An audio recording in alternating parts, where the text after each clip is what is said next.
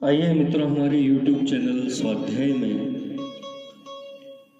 आपका हार्दिक स्वागत, अभिनंदन। आज हम आपके लिए लेकर आए हैं सच्चिदानंद के ज्योतिषी इस शीर्षक से एक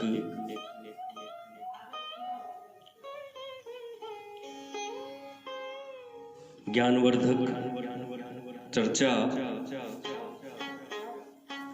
अगर आपने हमारे चैनल को लाइक और सब्सक्राइब नहीं किया है तो आपसे निवेदन है, कृपया चैनल को लाइक और सब्सक्राइब अवश्य करें। सर्वव्यापक, निरंजन, निर्गुण, अजन्मा, हर्ष विषाद से रहित, नाम रूप रहित परब्रह्म परमात्मा जब भक्ति के वशीभूत होकर पृथ्वी का भार उतारने के लिए श्री अयोध्या में माता श्री कौशल्या जी की गोद में श्री राम रूप में अवतरित हुए, तब अयोध्या नगरी एक अलौकिक शोभा को प्राप्त हुई। जहां पर अलौकिक शोभा धाम सच्चिदानंद प्रभु स्वयं बाल रूप से खेल रहे हो, वहां की छवि का क्या कहना। सुर नर मुनि सभी अयोध्या नगरी के सौभाग्य की मुक्त कंठ से प्रशंसा कर रहे थे और भगवान की रूप माधुरी का पान करने के लिए तथा परमानंद का रसास्वादन करने के लिए मनुष्य रूप में अयोध्या की गलियों में चक्कर लगाया करते थे। अखिल भुवनपति भगवान महेश्वर भी उस समय सुरम में कैलाश धाम में टिक न सके। वह उन्हें अयोध्या के मुकाबले सूना नीरस सा लगने लगा। उन्होंने काकभुषुंडी तथा कुछ अन्यान्य प्रेमी ऋषि मुनियों का एक दल संगठित किया और अयोध्या नगरी में आकर निवास किया। इस रहस्य को उस समय कोई जानता नहीं था। भगवान शंकर अपने दल के साथ राजमहल के इर्द गिर्द चक्कर लगाया करते थे कि किसी तरह प्रभु के बाल रूप की झांकी मिल जाए। एक दिन उन्होंने अपने साथियों को तो बाल शिष्यों का रूप धारण कराया और स्वयं एक वयोवृद्ध अनुभवी ज्योतिषी बन बैठे। इस तरह दिव्य वेश बनाकर अपनी मंडली सहित वे राजभवन के द्वार पर पहुंचे। उस समय का वर्णन भक्त प्रवर श्री तुलसीदास जी अपनी गीतावली में करते हैं।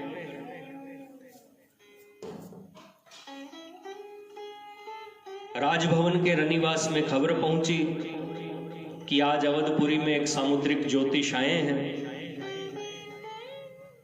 ज्योतिषी जो हथेली देखकर ही सारे गुण बता देते हैं, उनके कथन की सत्यता का परिचय बहुत से लोगों को मिला है। वे बूढ़े ब्राह्मण बड़े ही प्रामाणिक हैं। उनका बड़ा सुंदर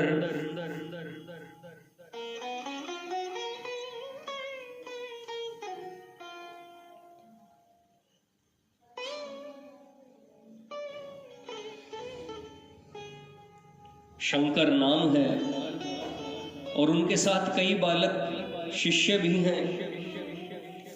यह सुनकर माता कौशल्या जी ने ज्योतिषी को भीतर महल में बुला भेजा।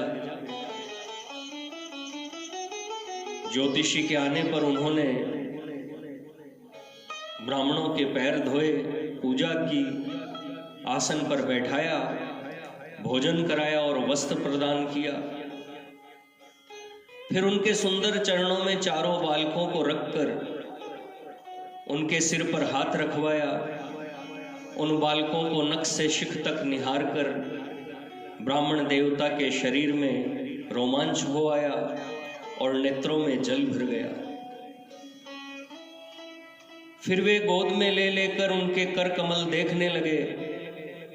उस समय अपने आराध्य देव को साकार मूर्ति में और सो भी अपनी गोद में पाकर उनके हृदय में आनंद की सीमा न रही। उन्होंने उनके जन्म लेने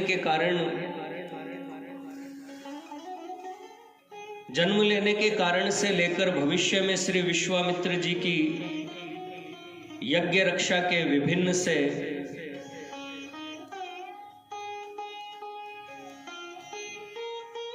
श्री विश्वामित्र जी की यज्ञ रक्षा के निमित्त से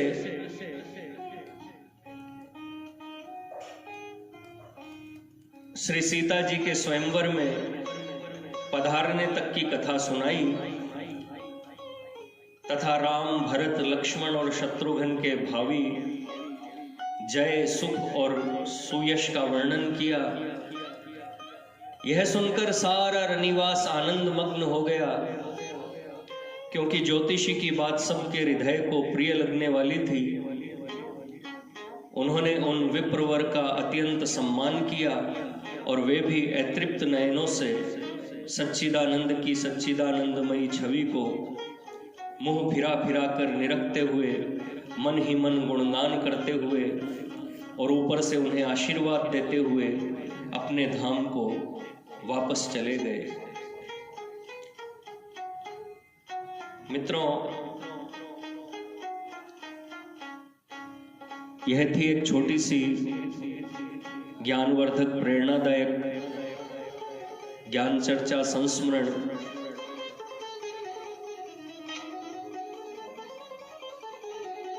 प्राचीन प्रसंग कथा कह लीजिए। अगर आपने हमारे चैनल को लाइक और सब्सक्राइब नहीं किया है तो आपसे निवेदन है, कृपया चैनल को लाइक और सब्सक्राइब अवश्य करें। धन्यवाद।